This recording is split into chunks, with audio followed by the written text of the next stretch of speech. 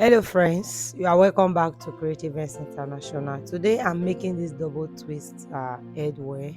It's all over and I see that the style is still trending up till now. And I chose to bring it back to you because I have up to like two different videos on it. But this time, because I felt there's a better way of doing it and some persons might be interested in it. So that's why I am bringing back this video.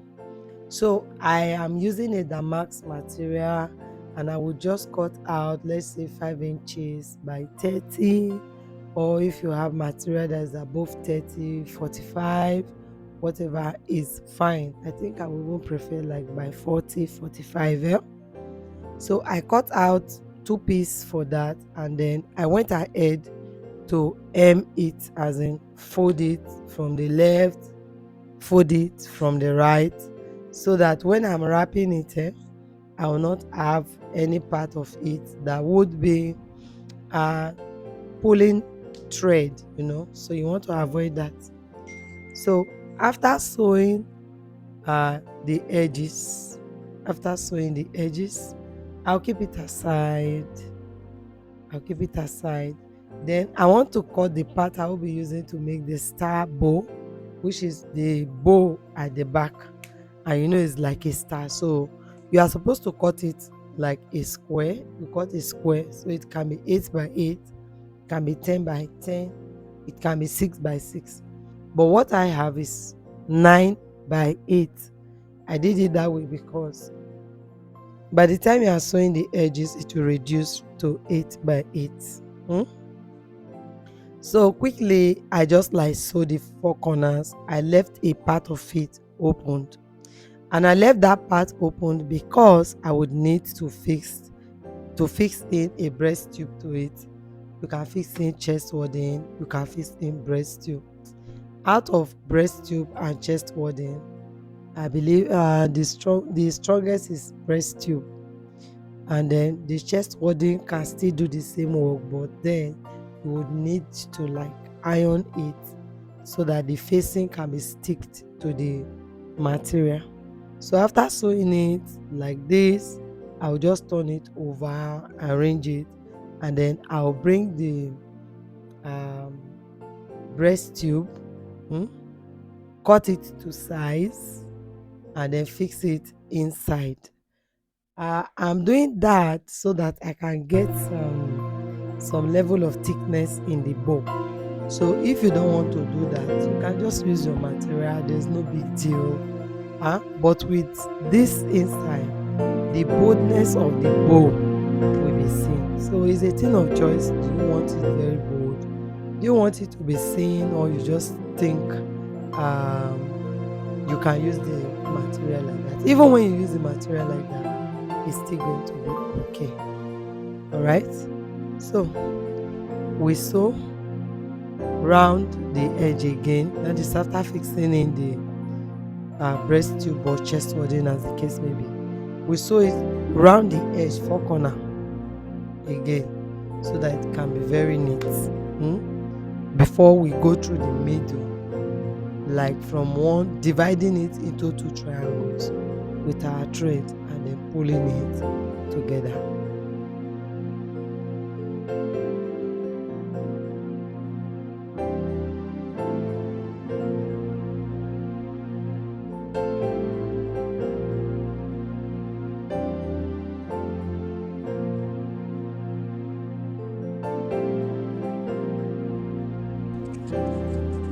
So the part that is in my hand now that I'm sewing is the part I'll be using for the inner. There have to be a inner part. While I'm doing the work, you will see why I call it inner. You will see why I call it inner. So this part is the inner and it is measuring like 6 by 30. So by the time you finish folding the edges, the both edges, it will reduce from 30 to like 28, and that is perfect.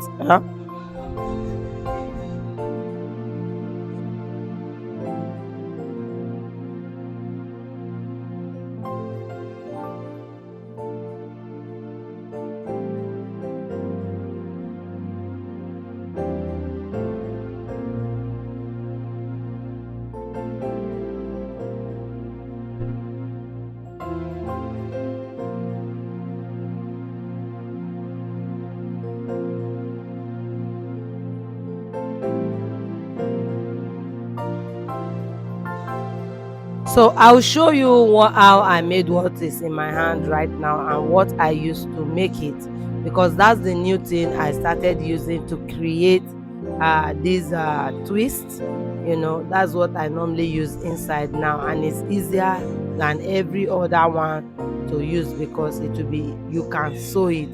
It's not like pipe, and you don't take too much time trying to fill it in. So it's very easy to use. I'll show you how to make this at the end of the video. So the next thing I'm doing is that I'm going to cover it with the material in my hand, and to cover it you can see that I left a space. There is a space that I left there. It's a deliberate act, so it's not a mistake, it's a deliberate act, because I want it to be able to come out from the ending. You understand? I want ordinary material there because I would need it to attach the twist uh, to the belt. So that's why I have to get the at the beginning excess material and at the end excess material. So while you are wrapping, you have to ensure that you are able to pull it tight. You understand? Normally I feel it's even easier to make this work with ashoke than for you to use ordinary fabric, but in any ways we work with anything so long as a fabric to be able to achieve it. So any material at all that you have can do the work. So you can see that on both edges now I have excess fabric that is coming out, and it is deliberate, it's necessary, it's part of the things you should do. So we'll get the two ready, we'll wrap the two and it's ready. So the next thing we'll do is that we'll sew the edges.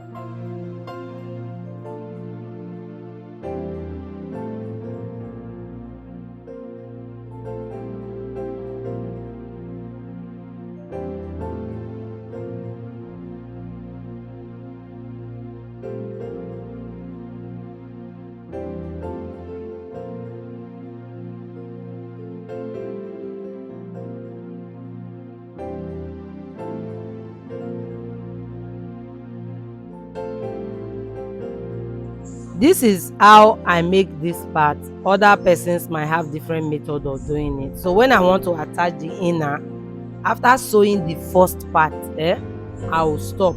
I don't just sew the two at once. I will now put the fascinator or whatever I can call it now down, and then I will begin to glue it at the middle. So whenever I am sewing my inner, I try as much as possible that the inner will not be bigger than the both twists. So the inner should be able to rest between the middle of the twist and not show. That is, it shouldn't be bigger than the twist. So while you are resting it on the middle of the twist, it shouldn't show from any side. So that's why you make it as small as possible. And again, it is necessary that you know that it is this inner that will help us to hold the two uh, the two strands or pipe together. It is the inner that will help us to hold it together. So as you are applying the glue and gluing it together, you have to be conscious of the fact that it is meant to hold the two together. So as you are doing that, you make sure that it is sitting properly. So for me, when I make mine, I always try to like bend it. You understand? I don't glue it straight, because when you glue straight and later try to bend, I find out that some part of the inner will start opening, like it's not well placed. I don't know why it is like that. So for me, I always place it, I'll fold it, rest on it, keep curving it according to the shape that it will use to rest on the edge. So by the time I'm done, you can see that I have a semicircle. You understand? So after doing that, I will now use my needle and thread again to sew the edges the same way I did for the first side, because it is that part where you left excess material that you would use, that excess material you left that you would use. I mean, that excess material you leave is what you will use to attach it to the belt. And if you look at the belt, you see that one is facing out, the other is facing in. The two belts cannot face out. In short, it starts from the facing. Once you are facing it to the inner, you have to ensure that one is at the back and the other one is at the front. That's the only way it would be able to close together when you are done. That's the only way it can be attached together when you are done. All right, so I am almost done sewing. You can sew this part I'm sewing with your sewing machine, but most times I always used my hand needle, because I felt it's easier. Even when it is thick and you want to fold in some parts, you can just use your hand to do the adjustment and then your needle to sew it down. But when you take it to the sewing machine, sometimes you might not really be able to achieve everything that you are looking out for. All right, okay. So quickly, if today is the first time that you are discovering Creative Ends International, I welcome you to this platform. I welcome you to this community. On this channel, I train on everything that has to do with headwears. So mostly we talk about turban, fascinators. Sometimes we talk about art, auto gele, and so many things. A lot of things that has to do with the head. So if you are interested in knowing how to make for yourself, or even if you want to make for your client, it's not a bad idea. You can just join this community and you can ask questions wherever you are confused. I'm always readily available. I will respond to you. Yeah. And also, I some persons are in my WhatsApp group, and there we communicate directly. It's a community where we help each other. So please do well to join us before leaving today. Just subscribe, hit on the notification bell, and then don't forget to also like this video. And I'll be seeing you in the next video. So now this is the part that I would be using for the star, or should I say the bow at the back. I told you it's 8 by 8, but you can do something bigger if you want something bigger. So the only thing I would do now is that I would be using my needle and thread to go through the middle and divide it into uh, two triangles. So I'll go through from that uh, part and then I'll divide it into two triangle using the loose stitches. If you feel that you will not be too sure with your lines, you can start by using the tailor shock to roll the middle with ruler, with the help of a ruler, before you use your free hand sewing to just give it loose stitches. And after giving it loose stitches, you pull it together, and then you hold the edges together, and you get this as your result. You don't need to use the thread to tie it through, so your thread don't need to show at all. You understand? So now we have the two bows ready. Then we'll place it together and just use needle and thread to still hold the middle together in a very light way. After that, we bring it to the fascinator and attach it to the back. So in doing that, you will attach it on the belt, on the back, the belt itself. So you are not attaching it anywhere except the belt, that belt that is resting, the one that is resting, yes, that one, yes. So you attach it at the back there, so it will help you.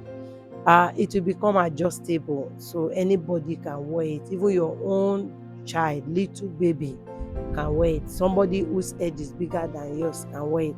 So it is adjustable. Sometimes we make it and it is permanent, you don't have to adjust, but that one is not the best. It's sometimes good that you allow for adjustment, and this is how it will look. You can add your embellishment if you wish. If you don't want to attach any form of embellishment, I think it's also okay like this. All right. So thank you for joining me. Thank you for waiting this long. So it will be time to talk about what we actually used as the pipe. All right. So what I used as the pipe is simply the chest wording, the thick chest wording. So it can be any color. We have black and white, but it has to be the thick one. And then the measurement I used is uh 18 by 9, 18 by 9, 18 by 9. That 18 is the length, and then the width is 9. So you just gather it together like this, twist, twist, twist until it's very tight. When you squeeze your material, or your material to remove water after washing, twist it very tight, very very tight. So after twisting it like this, you can get somebody to help you hold it very tight. But if you don't have anybody to hold it, it's not a problem. You can tie it by yourself. So after I twist it very very tight, I'll just simply get any thread at all. The color of thread does not matter, so you just keep tying it to keep it on that same spot, so that it will remain in the position of the tightness. So when you tie, you twist, tie, you twist, tie again, you twist. Don't be in a hurry. If you jump your thread, it will start to break when you fold it. There will be some breakage while you are trying to fold. So tie and tie and tie and tie again and again, and before you know it, you have a very good result. You can see how it's looking. Yeah, and that is how I got the pipe that I used. Yes, and that is how I got this. All right. So bye. I'll see you in my next video. Bye.